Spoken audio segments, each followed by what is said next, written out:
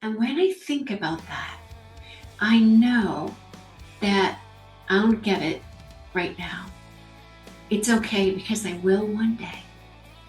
And on that day, when I do get it, like I used to think I was going to have to ask God, like when I see him, why? And I want the answers. And now I know the second I'm in his presence, it's just going to be okay. I'm not going to ask why. I'm not going to need to ask why because I'm going to know as he knows me right now. That's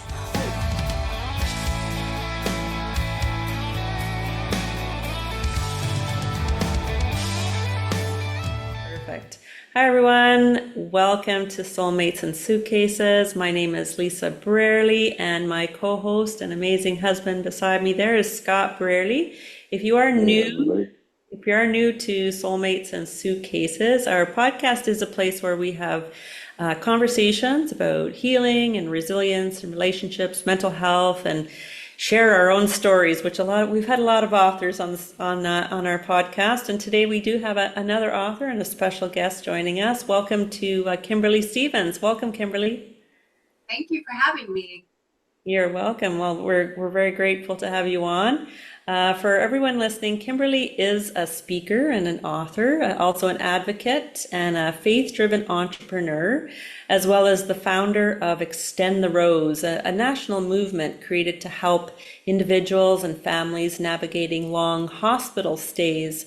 As well, she's had quite the profound personal experiences that we'll get into, speaking about the loss of her infant son and longer stays with her daughter in hospital, as well as her own cancer diagnosis.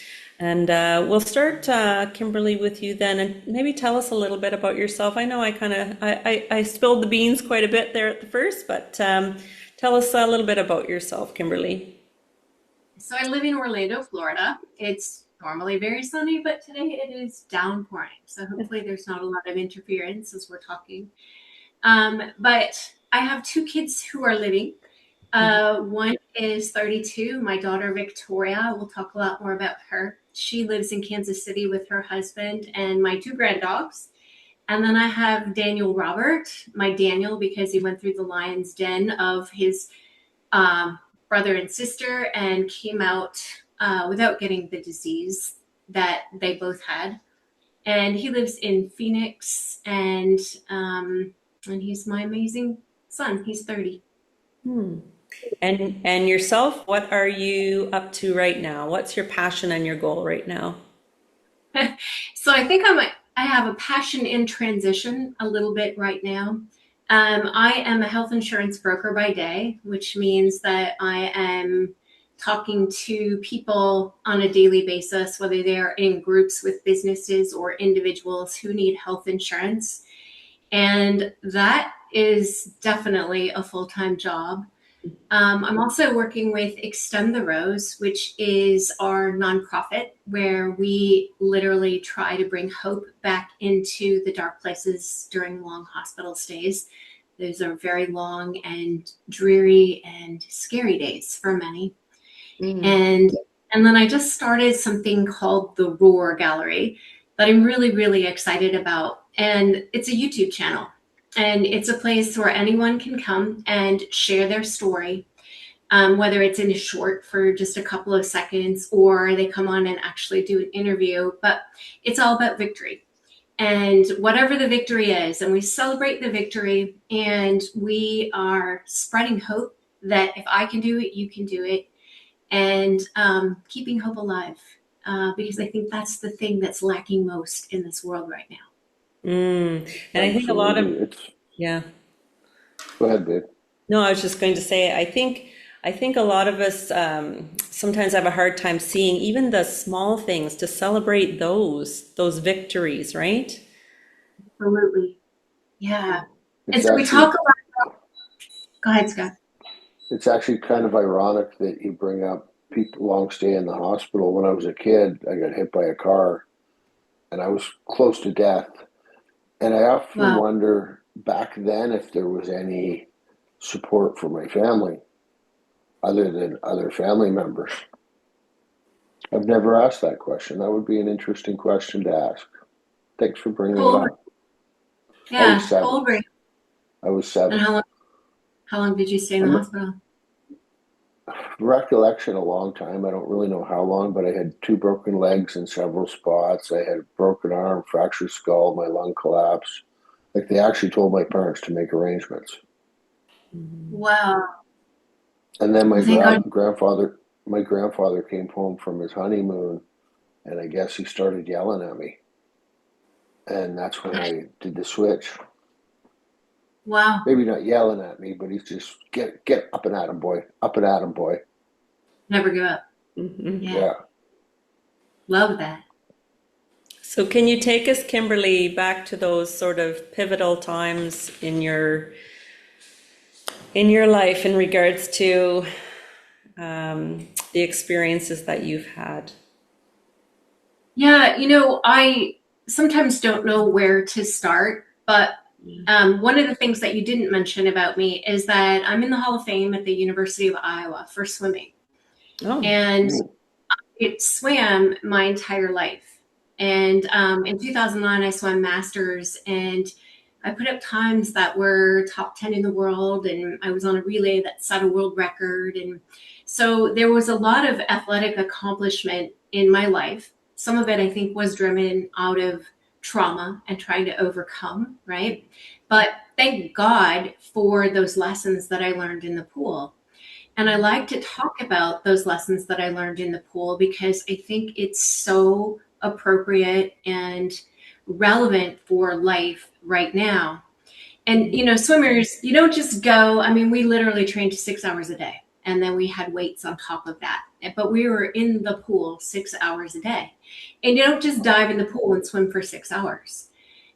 We were doing sets, and we call them repeats or sets. So our coach would put up 10 200s. Not always, but it's just one that comes to my mind because it was daunting to me. And so a 200 is 8 laps of the pool, or 4 if you're doing the Olympic size pool. And that meant that we had to do 8 laps in whatever time he put up. So 2 minutes and 30 seconds, 2 minutes and 20 seconds. That meant I had to do 8 laps every 2 minutes and 20 seconds and then push off the wall at 2 minutes and 20 seconds and do another one. And so when I started those sets, and again, these were multiple times a day, every day for many, many years of my life, I would start one set and I would know that I can't do number 10 right now. I'm doing number 1 right now. And whatever it is that I'm supposed to focus on in this particular 200, because there was always something different. We're going to work the fourth 50. We're going to work the third 50. Right? There was always something to work on in that specific 200. And so I would do it. And then 2 minutes and 20 seconds would come and I would push off the wall and I would do the next one and work on the thing that I was supposed to work on in the next one. And I lived my life that way 6 hours a day for many, many years. And so take that lesson and put it forward to a woman who has a child who spent 4 years in the hospital. And this was after losing my first son, her older brother, and thinking about I wasn't able to live her entire life, which I wanted to do, right?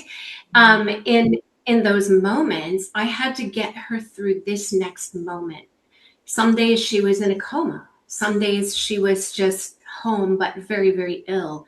Some days I didn't know if she was going to even make it to the next hour. Yet I had that moment. And so I knew what I had to do in that moment to keep her alive at that exact time. And I did it. And then I did the next moment. And if you think about it, no matter what comes our way, no matter what, we can do anything for just a finite moment of time. Mhm. And if we think about it that way, we'll never give up. that's powerful. When you were younger and swimming, how did you come up with the concept of just in that moment? Like, I'm involved in a group of people that we push one day at a time. And it's like so hard for me to even wrap my head around sometimes just living it today. And I think after the years I've been around, I'm just starting to. So at a younger age, how, like, it's baffling that you came up with that, or did somebody kind of implant it in you? I think as a swimmer, it was survival. And because if I would have tried to swim all 10 200s in my mind at the same time, I would have, forget it. I wouldn't have even made it through the first one because it would have felt so overwhelming. And and then there's another piece of it is see and celebrate milestones. And so I have an acronym. It's called ROSE. R is recognize, O is one step at a time, and S is see and celebrate milestones. E is extend. But if we go to one step at a time and then see and celebrate milestones, it's pretty cool. So I do a 200, and my goal for that 200, let's just say it was to work the last 50. So laps 7 and 8. And my goal was to come in the 212. And I would get 8 seconds rest. So if I did that, then I could celebrate in my mind. Yeah, I did that. Now, the next one I need to come in on the 210, and I'm going to work laps 6 and 7. And then I do that one. And then, I come in on the 210 and it's like, oh, yes, I did it. Okay. And then I would take that little bit of energy that I got out of that accomplishment and just apply it to the next one to keep my momentum going and building. And so by the time I got to number 10, I was just focusing on that thing at that time with the energy of the 9 successes. That's incredible. That's absolutely incredible Right. that you are able to see that clearly and then to translate that to your life. Absolutely amazing. I was just thinking, it totally left my brain. It'll come back to me. But how does, oh, I know what it was.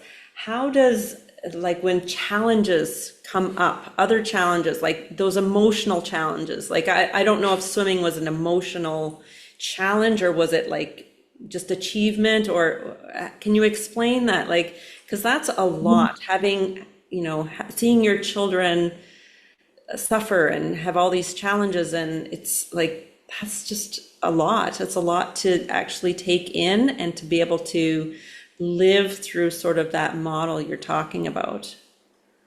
Yeah, in swimming, and I hate to keep going back to the pool, but it was emotional for me because I was so tired. And, when you're tired, at least when I'm tired, I get emotional or crabby or sad or whatever it is, right? I have the gift of tears also. So they come up all the time. So if you see them today, it's normal. But swimming was emotional, and my heart and soul were invested in it.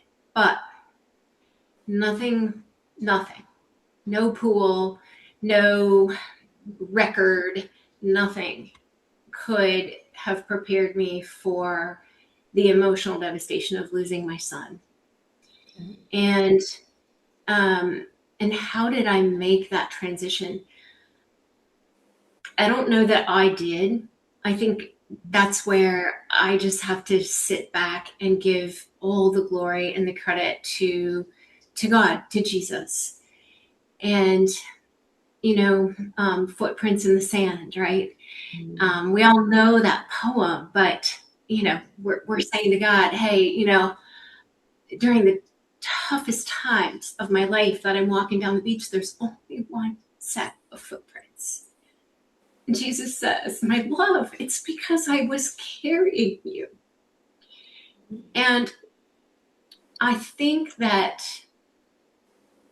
we can get really stuck in feeling like we have to do it alone. And again, seeing and celebrating milestones, I think, allows us gratitude. It allows us to see God working, even in the small things. And I'm going to tell you a story about where Extend the Rose came from. And it's just such a God story, and it's so beautiful. But now you'll see where that whole rose acronym has come from. So my son, he was born perfect. He was wonderful for 6 days. And then my milk came in, and I later found out that my milk actually poisoned him, not because it was my milk, but because his body couldn't process protein. He was literally missing an enzyme. And what that looked like was that at 6 days old, he got very cranky and cried, and then he got very lethargic, and then he stopped breathing, and we rushed him into the hospital. And by the time we got him there, I was doing full mouth to mouth and breathing for him, and they put him on life support, and it took about 9 days in the hospital. He was diagnosed after about 5 days because they had to keep ruling out the common things, and they finally got to the rare things, and then they got to the rare of the rare and the most rare. And we found out that he was born with citrullinemia, which is a urea cycle disorder. It's located in the liver. Literally, his liver couldn't make an enzyme that aids in the processing of protein. So what would happen is the byproduct of this cycle that protein goes into would build up in his system, and that's ammonia, like floor cleaner. And so high ammonia levels cause irritability, coma, brain damage, death. And we diagnosed him. He was diagnosed, but not in time to save him. And so that was just devastating, right? Asking myself the questions, why? Why didn't I see it sooner? If I'd gotten him to the hospital 1 day sooner, would he have lived? Like all those questions that I asked myself over time, and the emptiness that I felt, and the devastation, and the no amount of work gets you through that pain. It's just crying, releasing, feeling the tears, and knowing that I didn't go through it alone. And the emptiness of my arms, and this is funny, I just laugh at God, right? The emptiness of my arms, I needed something to do. I didn't have my baby to hold. And so I needed something to do. And so I planted a yellow rose bush outside my house. And I planted it in January, and it was not particularly sunny where I planted it. And this thing was like the Charlie Brown rose bush. It didn't have any leaves. It didn't have any blooms. It just was Charlie Brown. And so I just kept nurturing it because my arms had nothing else to do. And I think God just gave me that rose bush to, when it's thorny, right, to just kind of pour out my heart to. And that's what I did. And I would look at it every time I would go in and out my door, and it really wasn't doing very well. And over time, time went on, right? As it does. I think the cruelest thing that happens when we lose someone we love is that the world keeps spinning around. And people laughed, and people were having fun. And sometimes I wanted to say, how dare you? Don't you know my son is dead? But life does go on. And as Mother's Day was approaching, which we just had Mother's Day, as Mother's Day was approaching, I was just becoming more and more devastated. And I just was dreading that day. And about a month before Mother's Day, there was like one green stalk on this rose bush. And it had this teeny tiny little bud. And I just kept watching it. And I'll be darned, that darn rose bloomed on Mother's Day. Wow. And I literally said out loud that I knew it was God seeing me, celebrating where I was at that moment, and celebrating that I was Braden's mom. And it just meant everything to me. There was no other gift that would have communicated to me how much God loved me. And then it had one other little tiny bud, and that bud bloomed the night before Father's Day. And I clipped it and I put it in the refrigerator. And on Father's Day, I brought it out, and my husband and I we just wept. And we just thanked God for seeing us as parents and celebrating us on what could have been the most lonely and devastating days of our lives. And it was just so amazing. And then that rose bush, I think it went dormant. I don't know. But it might have gotten about 2 more flowers over the next 18 months. Not on significant days, and I don't remember them. However, I had 3 miscarriages, and then I was pregnant with my daughter. And right about a month before her due date, there was a bud on the rose. And I kept saying, oh my gosh, my daughter's not going to be born until this rose blooms. And so, as my belly's growing, I'm going out there with a hairdryer. I'm going to make that rose bloom so that I can have this baby. And then all of a sudden, this baby was born, and we came home from the hospital, and I had to walk in the door with her. And I remember saying, God, you blew it. Literally, I said that. And it was just like, wow, God doesn't blow things. And 3 days later, we got the phone call that my daughter had the same disease and she needed to get into the ICU immediately. We got there. They said she wouldn't live a week. They said if she did, she wouldn't meet any milestones, and that I should have no hopes for her. And it was quite a devastating hospitalization. And about 11 days later, she was discharged from the hospital. And I had a tiny bit of hope that we could learn to live with this disease, but I had no idea what would happen. And as I walked her into the house after those 11 days, the rose had bloomed. And I knew it was God saying, I see you, I celebrate you, and never give up. And so that is what Extend the Rose is about. It's about taking that exact same hope back into hospitals to parents and saying, I see you. We celebrate you where you are, and never give up. Mm-hmm. And it's just so important, because now it's nearly hilarious. But God, right? God, he just has such a sense of humor and so much love for us that he does the things that we can see if we look for them. And so I get yellow roses all the time. Every time I'm struggling through something, I see a yellow rose. God puts one in my path. Somebody will send me yellow roses. It's just, like I said, it's nearly hilarious. Yellow roses seem to find me everywhere I go. And that's my little thing, right? The ability to see that little thing to keep going. Yeah, I experienced the same thing.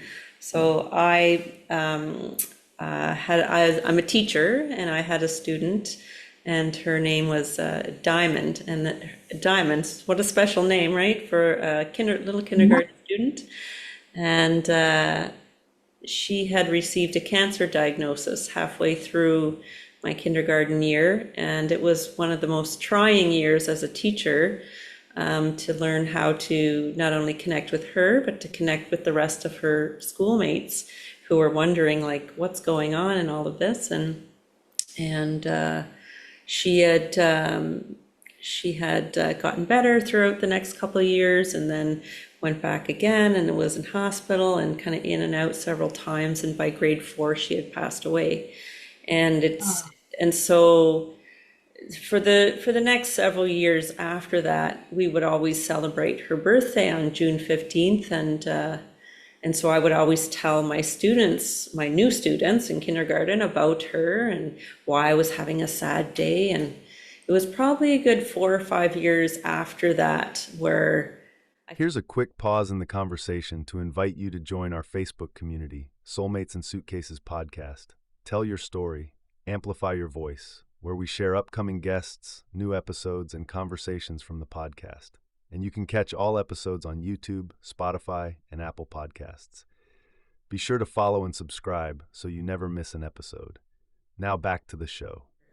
I finally came to a point of appreciation, and it's where I was almost excited to tell my new students about her because of how much she touched my life and what she taught me, that life is short and you need to live your wildest, brightest life when you're here. And but it's interesting because I've met a lot of people. I've seen a lot of things. You're talking about the little things you notice. I see diamonds everywhere. And so I've even become part of a big group called the Diamond Beauties, another group of people. And it's kind of been kind of crazy. So you're totally right, Kimberly. When you start to become aware of the gifts, you see the gifts everywhere. Yes. And I pray all the time because I know, right? I have this hope. I have this hope in Jesus that I will see my son one day. And on that day when I meet Jesus, there will be no more tears or crying or sorrow or pain, and he will wipe every tear from my eyes. And I think about that all the time. That's my ultimate hope. But God gives us little nuggets along the way. And I pray that I don't miss those nuggets. Open my eyes, Lord. Let me see where you are and what you're doing right here, right now, today, so that I can be grateful that you're walking this path with me. So your Extend the Rose, is that something that's active in hospitals right now? What does that look like? So we go into hospitals and we literally do parties in the hospital. And we'll go to the hospital for a couple of days and we'll take a little trinket and we'll say, we really hope you're not going to be here on whatever day the party is. But there's a lot of people who are in hospital for a long time. And so we really hope you're not going to be here and we hope you're going to be home. But if you're here, we're having a party, right? So right there, we're creating hope. And they're like, a party in the hospital? Yeah, a party in the hospital. And then on the day of the party, we bring dogs and we bring face painters and we have games set up and we just do pizza. And we have little arts and crafts and things for people to just do and get their mind off of being in the hospital. And those dogs, of all things, they're big golden retrievers. And people will come out of, a lot of people from the NICU, parents will come out of the NICU and they'll say, we've been here for 87 days. And they literally will just lay on and hug those golden retrievers and just kind of let down and have a normal day. And I think it's really important that we go days leading up to it, because then we're able to give them something to look forward to.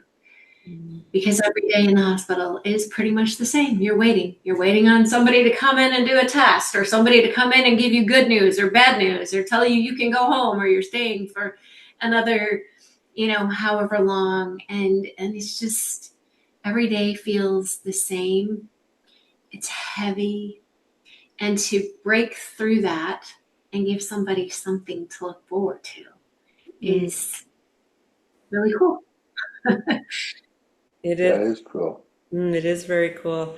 I think a lot too, when you're in hospital for that long, the uncertainty of not knowing what the future brings, and then you bring some certainty with the party. Yes. Yes, because many fear the uncertainty, and it's a hard thing to accept, I suppose, the uncertainty. Yeah, that's actually I really want to nice. go not necessarily back a little bit, but however, most people with kind of some of the stuff you've shared would be so devastated with trauma that they would be in complete depression, and it still baffles me that God helped pull you through that and not be alone. And I've struggled with the God thing most of my life, being part of the group I'm in, and it's like, and then I hear, oh, God doesn't give you any more than you can handle. And then it's like, well, I don't believe if God gave me this, then I don't want nothing to do with God. Like, why would I want, see, I don't know if I'm making sense, but. you are making a lot of sense. And I asked those questions, especially, I don't think I had time to ask the questions when my daughter was so sick. And I should just say really quick, my daughter was healed through a liver transplant just before her 4th birthday, after 4 years in the hospital. And she's 32 now, and she's the most successful human ever born with citrullinemia. Her name is Victoria Faith, and she's just a crazy, amazing miracle. And her name means faith victory. And so that is super cool. But going through that and getting to that point, it was not easy. And, when Braden first died, I was very strong in the Lord, and I was very firm that I knew I didn't walk this journey alone. But then, as the sadness overcame me, there were times when I was very angry with God. One clear day was I was trying to distract myself, and I went to the San Diego Zoo. I lived in San Diego at the time, and we had an annual pass. And I went there, and everybody was around the gorilla cage. And I was like, okay, I wonder what's going on. I'm going to go over to the gorilla cage. And I got over there, and it was spring, and there's a big mama silverback cradling a baby. And I just started bawling. And I had to leave the zoo. And I went out, and I got into my car, and the radio came back on as I started it. And what story did I hear? I heard a story about an infant who had been found in a dumpster. And I just yelled in my car, and I screamed, and I said, God, why? I'm a mom with so much love to give, yet I don't have my baby. And there's a baby in a dumpster who needed so much love, and he died. Why? I don't understand this. And there's just silence. There was just silence for me. But something else that God was doing over time was, a few months after my son had passed away, this woman named Lynn from my Sunday school class literally decided she was going to become my friend. And that was just, it was sort of awkward and sort of weird, but God had put me on her heart, and she was obedient. And oh my gosh, she was obedient when I wasn't. And she was loving when I wasn't. And she literally told me on different days, I am Jesus with skin on for you. And then she would call me every single day. And then the last thing she would ask me every single day was, do you love God? No. Do you want to talk to God today? No. Could you talk to him tomorrow? And I always said maybe. I always left the door open. And quite funny, fast forward 8 months later, and I was at this Bible school, almost like a seminary. I was on staff with Campus Crusade for Christ, or we call it Cru now. And so we were doing some training and some seminary classes. And the teacher of one of the classes actually was asked, do babies go to heaven? And it opened this whole can of worms, and I got very upset, and I left the class.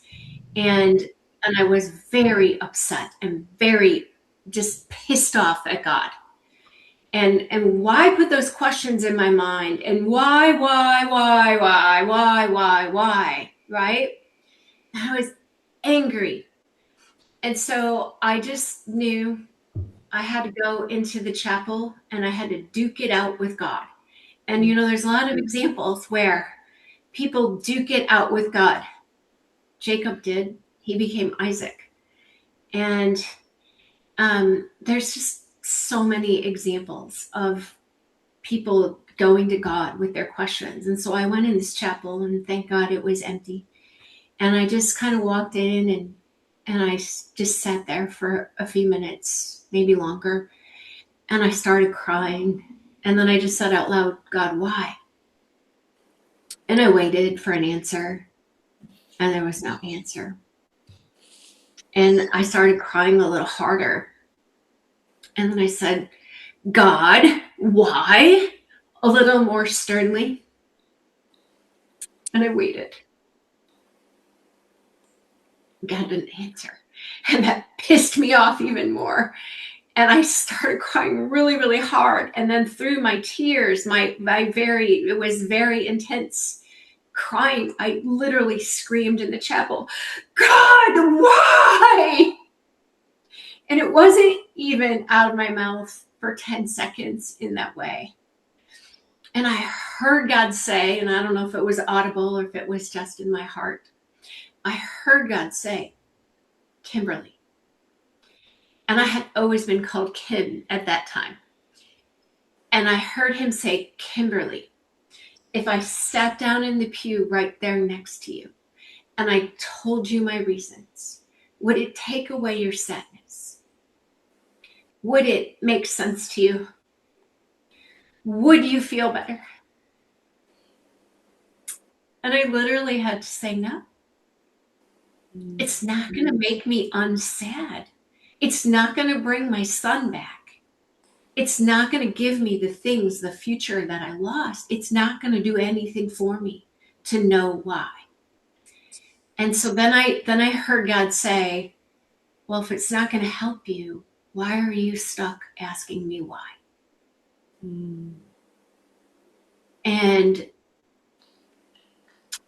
that was just enough of a mindset shift for me that I could kind of absorb it a little bit better. And so I actually used these verses a little bit ago, but now I have 3 verses that I go to all the time. They're out of order, but they make a lot of sense to me in the order in which I put them. And one is from Corinthians, and it says, now I see in a mirror dimly, one day face to face. Then I will know, even as I am fully known today. And so when I think about that in my mind, I don't get it. One day I will, when I see God face to face. Right now, he knows me fully. And when I see him, I will know him fully. And on that day, there will be no more tears or crying or pain or sorrow. And he will wipe away every single tear. And when I think about that, I know that I don't get it right now. It's okay, because I will one day. And on that day, when I do get it, like I used to think I was going to have to ask God, like when I see him, why? And I want the answers. And now I know the second I'm in his presence, it's just going to be okay. I'm not going to ask why. I'm not going to need to ask why, because I'm going to know as he knows me right now. That's hope. That is so cool. And that comforts me so much when I want to stop and ask God why. I go back to that and I say, I have the ultimate hope. When I need to know why, I'll know. Yeah.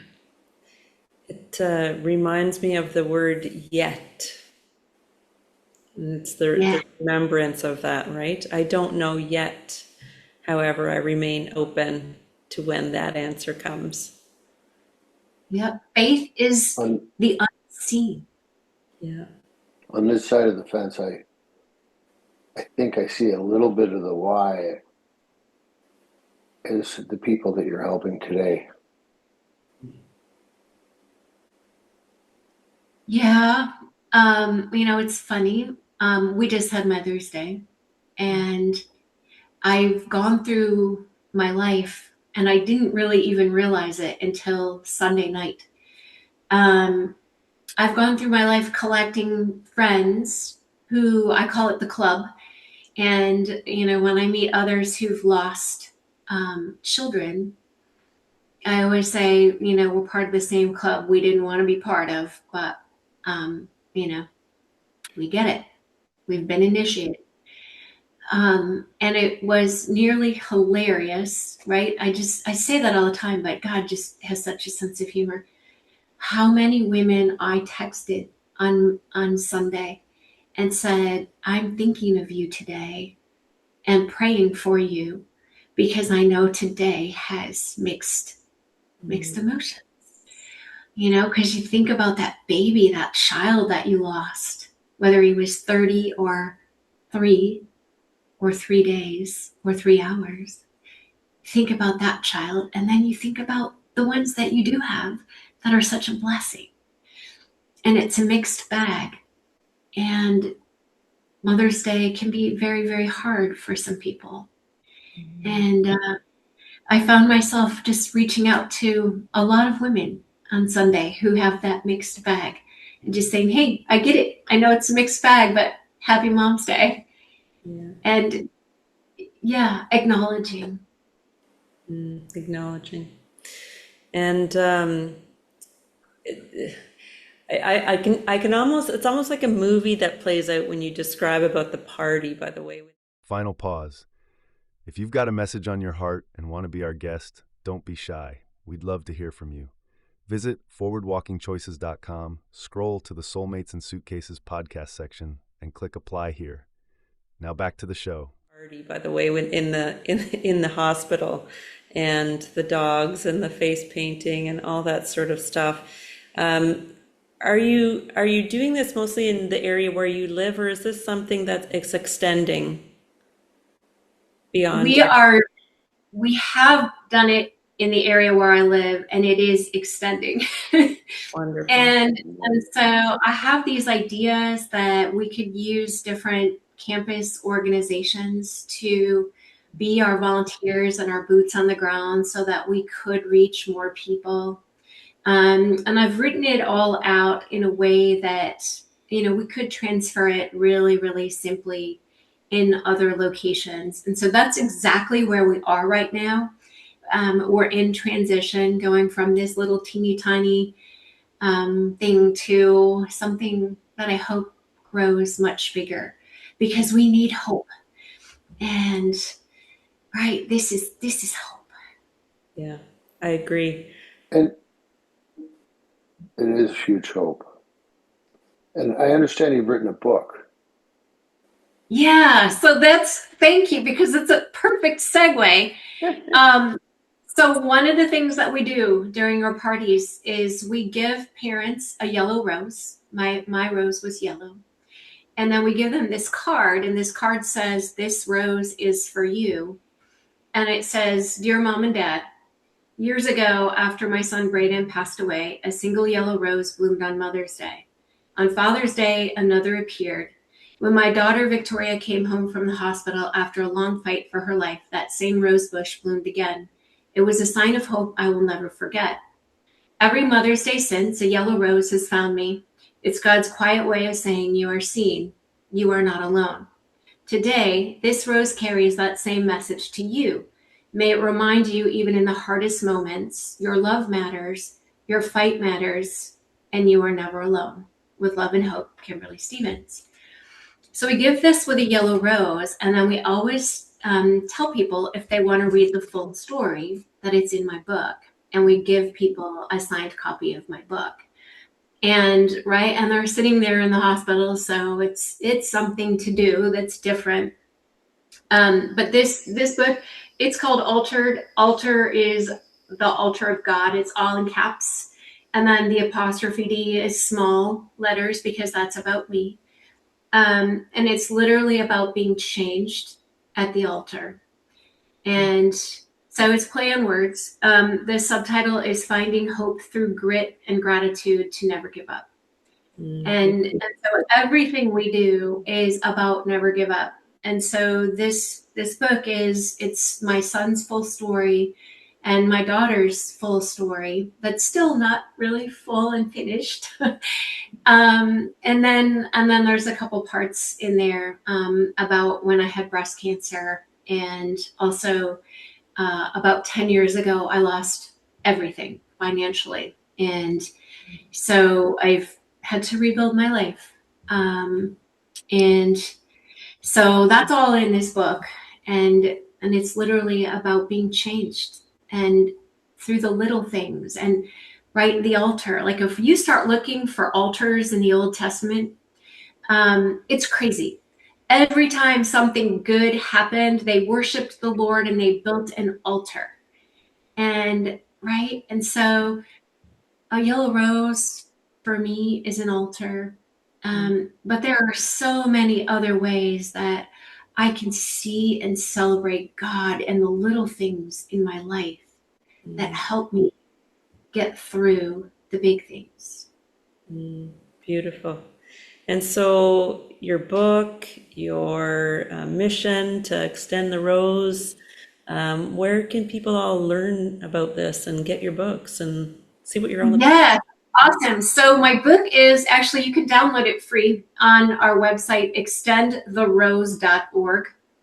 And then there is a ton of information about Extend the Rose on that website. And then I do have a site that's just KimberlyJStevens.com, Stevens with a V. And that tells a little bit more about me and my speaking with my athletic career and rebuilding my life after cancer and financial loss as well. So either place, but if you want the free Kindle version of my book, it's at extendtherose.org. Just scroll all the way down. Perfect. And we'll have all of that in the write-up. And we want to thank you. We want to thank you so much, Kimberly, for your story and your mission and your wisdom and what you brought to the episode today. So thank you very much. Thank you. You encouraged me as well.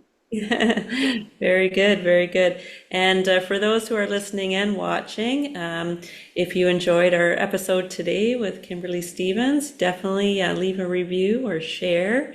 And we encourage also all of our viewers and listeners to subscribe and to keep on those notifications so you get any of those new episodes that come out. So thank you very much, and we appreciate your time again, Kimberly.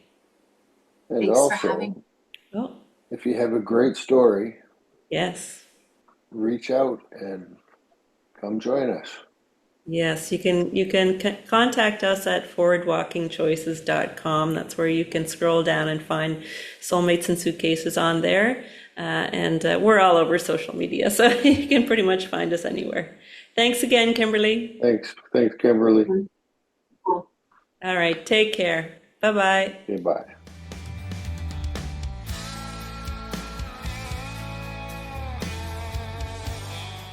Looking for more inspiration around healing, love, growth, and possibility?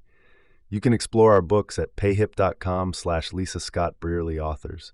And if today's episode meant something to you, we'd love for you to follow the podcast, share it with someone you care about, or join our Soulmates and Suitcases community online. Thanks for being here, and we'll see you next time.